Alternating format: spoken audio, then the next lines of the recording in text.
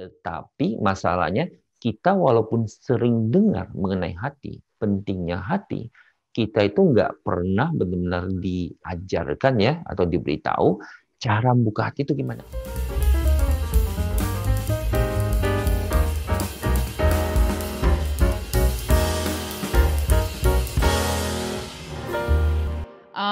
Happiness in life and the workplace. Siapa di sini yang tidak ingin bahagia? Sepertinya siapapun kita, ujung-ujungnya pasti kita semua pengen merasa bahagia, ya kan? Tapi kenapa sih banyak dari kita yang merasa kebahagiaan itu tidak bisa dirasakan terus-menerus, apalagi di tahun 2020 ini, ya kan? Hidup, ekonomi, pekerjaan, kesehatan, kehidupan, keluarga tuh you name it lah, banyak naik turunnya, banyak yang tidak pasti. Nah, makanya topik sore ini penting banget untuk dibahas, kebahagiaan, kehidupan, pekerjaan, gimana kita bisa memaknai semua ini. Guest kita sore ini, wah ini amazing banget, coming all the way from Perth, Australia, Pak Irmansyah Effendi. Pak Irmansyah Effendi adalah pendiri Natural Way of Living. Udah lebih dari 2 dekade, Pak Irman telah menulis banyak buku bestseller yang udah sampai diterjemahkan ke bahasa Inggris, Spanyol, Mandarin, Jerman. Wow. Beliau juga memberikan pelatihan spiritual di puluhan kota di Indonesia dan juga seluruh dunia, ada 38 negara ya, kepada lebih dari 50.000 murid. Nah, selain mengajar, Pak Irman juga adalah seorang pelaku bisnis yang sukses di Australia, di Indonesia, salah satunya di bidang property development dan juga lain-lain. Makanya pas banget Pak Irman bisa mencerahkan kita sore ini, nggak hanya dari sisi kehidupan ataupun mungkin nanti meditasi yang beliau selalu ajarkan, spiritualitas, tapi juga dalam menghadapi bisnis pekerjaan. So grateful to have you here today, Pak Irman. Terima kasih banyak sudah mampir ke Catalyst Talks jauh-jauh. Sore, Pak. Selamat sore Mbak Farina dan selamat sore juga teman-teman Catalyst Talk semuanya.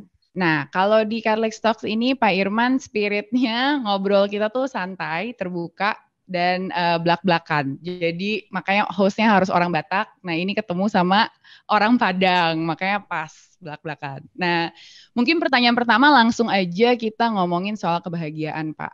Jadi kebahagiaan di dalam hidup gitu ya. Kalau buat Pak Irman, definisi bahagia itu sendiri apa dan gimana sih caranya kita bisa bahagia? Ya, Mbak Farina. Kalau bagi saya ya bahagia itu di saat kita nggak ada beban ya. Jadi kita merasa ringan dan bukan cuma itu, biasanya ya senang, hatinya membuka gitu ya. Tapi kalau bagi saya semuanya itu ada hubungannya dengan saat-saat kita bersyukur kepada Tuhan. Kenapa? Kalau kita bahagia misalnya melihat pemandangan ya, bahagia di saat apa yang kita harapkan bertahun-tahun kita peroleh, itu bahagia juga, tapi terbatas. Nah, sebaliknya kalau di saat kita bersyukur kepada Tuhan, bahagianya itu jauh lebih dalam gitu, lebih meriah. Oke, Pak Irman kalau gitu, kalau orang yang nggak bersyukur itu apa artinya nggak bisa bahagia? Ya, seperti saya bilang tadi, bisa bahagia, tapi bahagianya itu beda ya. Jadi mungkin kita bilang aja seperti ada orang bilang dia kalau pesta dia baru bahagia. Ada orang lihat pemandangan alam dia bahagia. Jadi bahagia itu sendiri nggak sama gitu, macam-macam pula kelasnya. Oke. Nah, sebenarnya akhir-akhir ini kan tahun 2020 nih dinilai sebagai salah satu tahun yang cukup sulit untuk dilewati gitu ya bagi banyak orang. Banyak orang tuh kalau di internet, Pak Irman, netizen itu ngomongnya 2020 tuh harusnya di-cancel aja gitu katanya netizen. Nah, penuh dengan naik turun.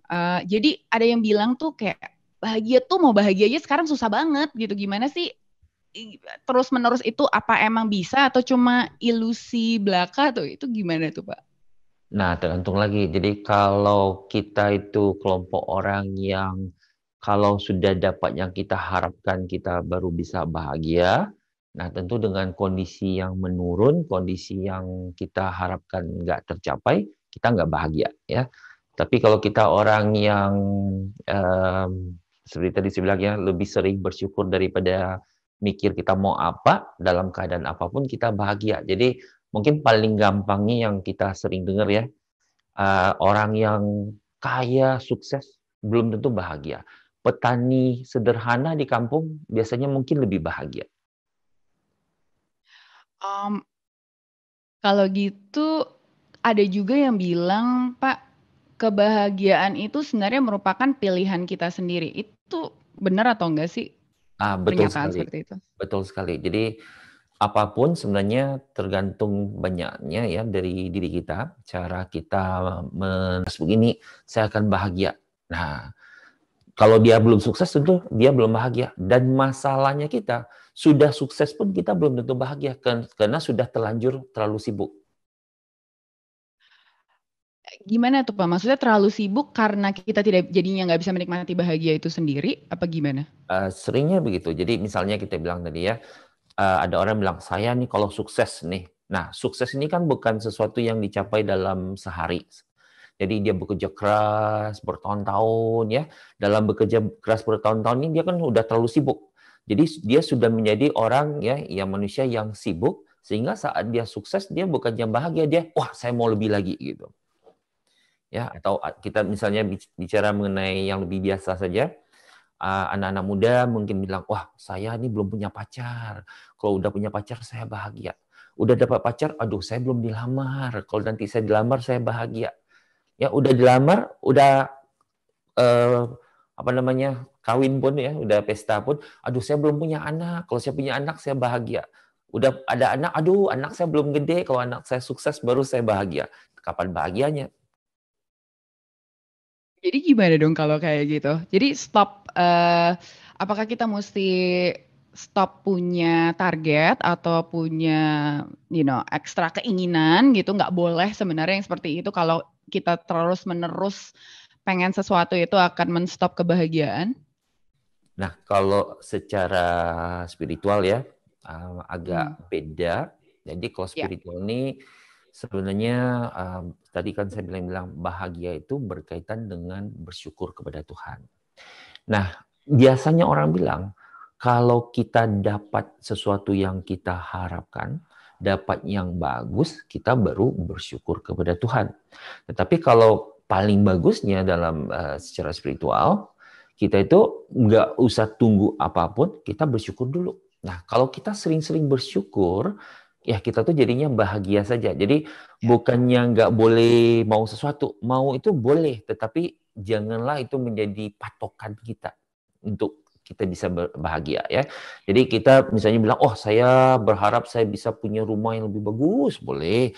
Tapi kita bersyukur dulu, sekarang kita punya rumah. Nggak punya rumah pun bersyukur, kita ada tempat tinggal ya. Nah kayak gitu. Nah kalau kita sudah biasa bersikap begitu, ya kita tuh nggak beban dengan apa yang kita harapkan. Kita sudah lebih ringan, lebih bahagia sehari-hari juga. Nah, ini menarik nih Pak Irman tadi menyebut kan bersyukur kepada Tuhan ya.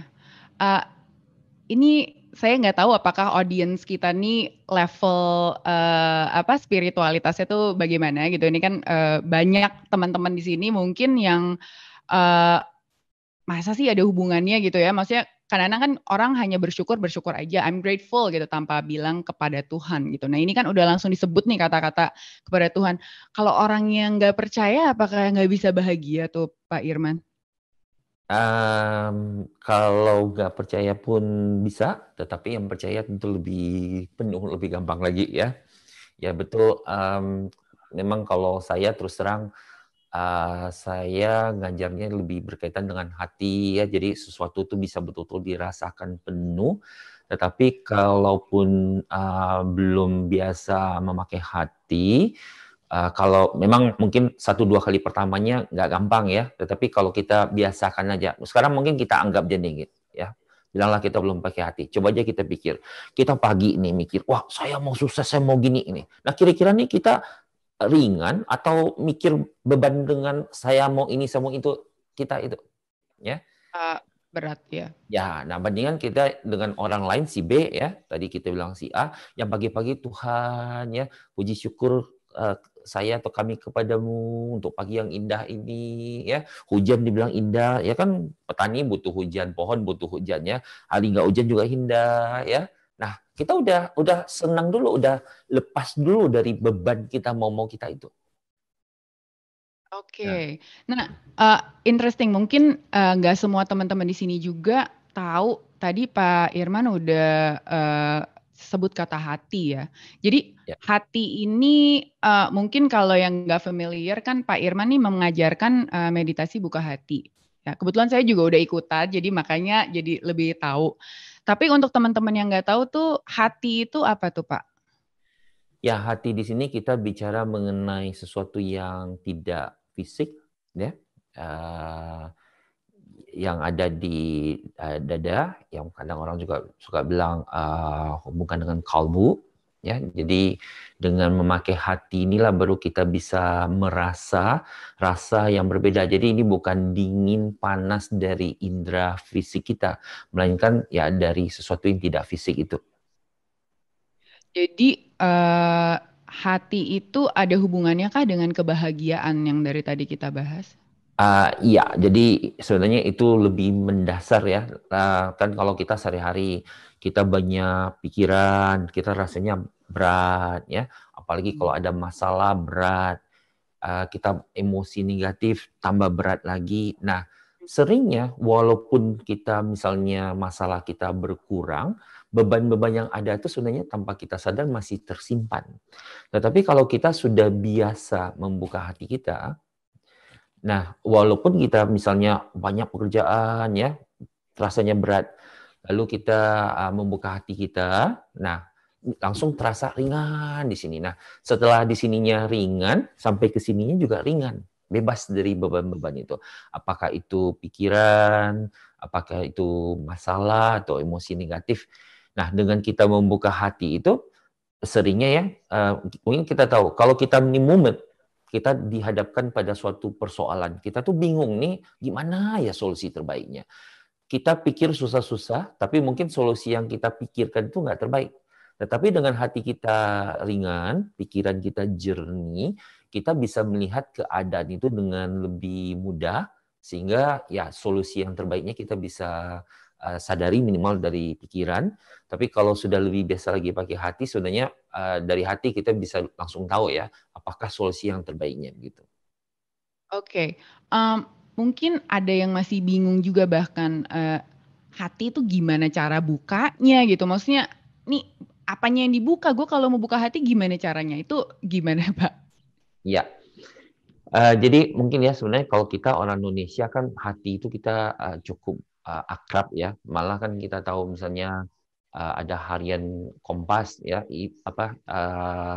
amanat hati nurani rakyat. Jadi perusahaan-perusahaan besar mengatakan kami melayani dengan hati. Jadi sebenarnya kita orang Indonesia itu sudah akrab dengan hati, ya bahwa hati itu sebenarnya itulah pusat perasaan-perasaan baik, ya, ikhlas dan sebagainya. Nah, tetapi masalahnya kita walaupun sering dengar mengenai hati, pentingnya hati, kita itu nggak pernah benar-benar diajarkan ya atau diberitahu cara membuka hati itu gimana. Nah, jadi saya biasanya suka guyon gini. Jadi bilanglah ya, orang bilang, wah gigi harus bersih gitu. Tapi nggak pernah belajar sikat gigi, nggak pernah tahu bahwa harus disikat. Nah, dengan kita ngomong aja gigi harus bersih, gigi harus bersih. Apakah gigi kita bersih? Enggak kan? Ya harus disikat ya di rutin baru bisa gigi kita bersih. Nah, demikian juga dengan memakai hati, walaupun kita tahu hati kita penting, tetapi kalau kita nggak pernah ya belajar atau seperti gigi tadi ya, nggak disikat rutin, nah hati kita nggak terbuka. Nah, hati ini menarik ya. Jadi saya sekilas saja kalau ada misalnya teman-teman Katalis mau lihat lebih detail ada di YouTube saya ya. Tapi secara singkatnya, jadi hati itu kan di rongga dada. Nah, kita harus tahu dulu bahwa hati itu adalah sesuatu yang sangat khusus. Nah, karena hanya berkat atau kasih sayang dari Sang Penciptalah yang dapat membuka hati kita. Jadi ya, walaupun kita tahu hati kita di rongga dada, kita sentuh untuk terhubung dengan hati kita, tapi lalu kita santai ya, diam, dalam kepasrahan membiarkan berkat atau kasih sayang dari Sang Pencipta untuk menyentuh hati kita. Nah, kasih sayang dari Sang Pencipta inilah yang menyentuh hati kita, ya, membuka hati kita. Nah, tinggal ya kita ulang rutin tiap hari. Nah, kita akan bisa merasakan berkat atau kasih sayang Sang Pencipta itu, dan kita bisa merasakan betul-betul bahwa hati kita di sini nih betul-betul terbuka gitu. Wow, itu tadi pas Pak Irman cerita gitu sih hati tadi yang saya itu ada merasa sesuatu juga sih jadinya gitu. Nggak tahu apakah teman-teman Catalyst Talks yang nonton itu sama perasaannya gitu ya, atau yang mendengar. Em, ini beda ya Pak dengan maksudnya apakah ini sebuah teknik seperti teknik untuk mencapai kebahagiaan? Kan kalau misalnya kita ngomong teknik orang-orang tuh ya mau bahagia, mereka sering kali kata-kata meditasi memang keluar gitu kan. Apalagi trennya gitu akhir-akhir ini tuh memang banyak gitu yang oh kita tuh meditasi untuk lebih tenang pikirannya, untuk bisa lebih mengontrol emosi atau memanage stres gitu. Jadi jadilah mereka melakukan meditasi, kemudian ada juga yang disebut dengan mindfulness. Nah, mungkin Pak Irman, kalau yang tadi barusan Pak Irman cerita, apakah itu sebuah teknik meditasi juga atau gimana Pak? Iya, Mbak, bisa dibilang teknik meditasi, tetapi ada perbedaan yang sangat besar ya. Jadi sebagian besar orang-orang kalau meditasi itulah kita bilang kelompoknya mindfulness, karena yang jalan itu adalah pikiran kita. Jadi biasanya ya, apakah melihat ke suatu titik atau menenangkan, tapi pelakunya adalah kita, pikiran kita. Ya, ya kira-kiranya ini gini, kalau saya meditasi, nah saya diam ya, tenang, tapi pikiran saya yang jalan. Nah, kalau yang saya um, share ini beda. Nah, beda terbesarnya itulah mengingat bahwa hanya berkat atau kasih sayang dari Sang Pencipta. Ya, jadi ada kepasrahan kepada Sang Pencipta untuk membiarkan berkat atau kasih sayang dari Sang Pencipta ini yang menyentuh, yang bekerja. Dan kita biasanya betul-betul merasa ya, jadi walaupun hati itu sendiri sudah dikenal sebagai pusat ketenangan, kedamaian, tetapi apa yang kita peroleh dari Sang Pencipta akan jauh lebih bagus lagi. Jadi walaupun orang yang rajin meditasi biasanya tenang, damai ya, dan mungkin bisa bilang bahagia, tetapi kebahagiaan yang sebenarnya kan dari hati ya. Jadi kalau hati kita sudah terbuka itu jauh bahagianya beda. Nah, apalagi hati yang bersyukur kepada Tuhan. Nah, jadi begitu hati kita sepenuh hati ya bersyukur kepada Sang Pencipta. Nah, kebahagiaan yang kita alami itu akan jauh lebih dalam, lebih beda lagi. Wow, oke. Pak Irman nih ada yang mau tanya nih, udah standby. Tolong yang pertama ini Lee ya. Silakan Lee, di unmute.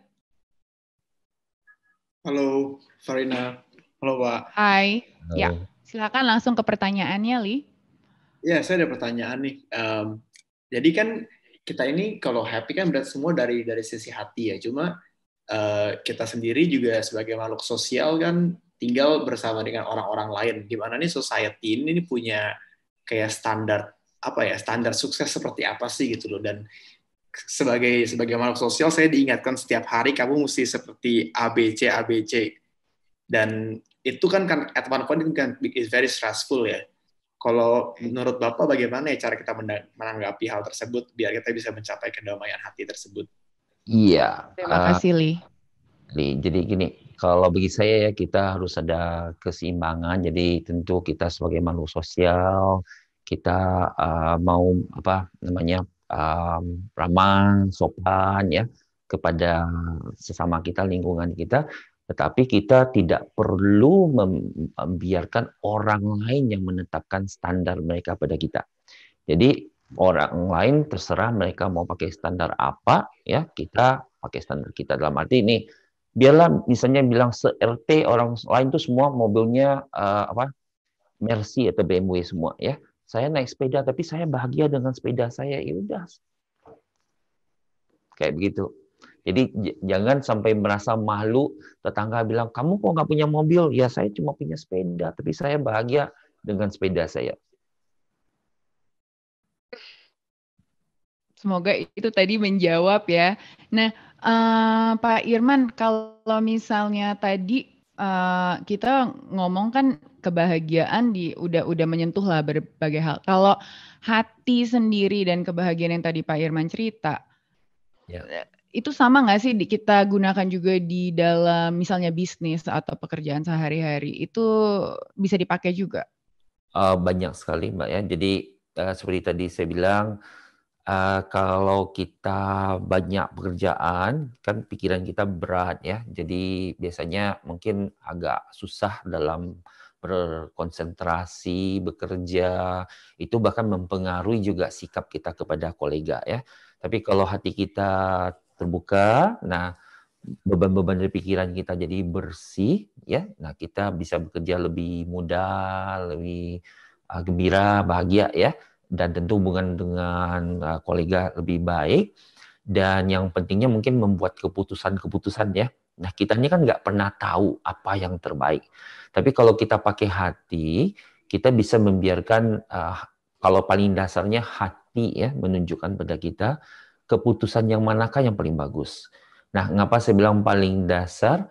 Karena kalau bagi saya ya, seperti tadi saya bilang, hati betul pusat ketenangan, kedamaian. Tapi kalau bagi saya, hati yang penting itu saya andalkan untuk mengandalkan sesuatu yang lebih penting, yaitu berkat atau kasih sayang dari Sang Pencipta. Ya, jadi kalau kita sering-sering disentuh oleh berkat atau kasih sayang Tuhan, nah kita tenang, damai, bahagia, dan bisa diberi petunjuk juga apa yang terbaik.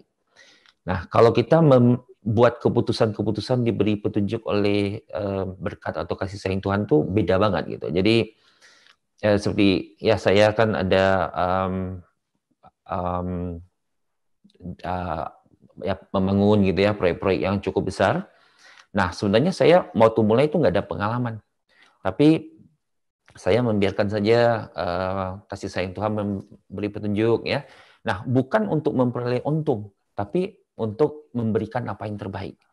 Jadi setiap kali mau membuat keputusan, saya tuh nggak, waduh ini gimana nanti gimana ya, tapi bahagia saja karena saya bisa melakukan apa yang lebih Tuhan hendaki. Nah, kalau soal untung, kalau bagi saya dalam banyak hal ya, untung biar Tuhan yang ngatur, saya kerjakan ya apa yang lebih baik pada sesama sesuai kehendak Tuhan saja gitu.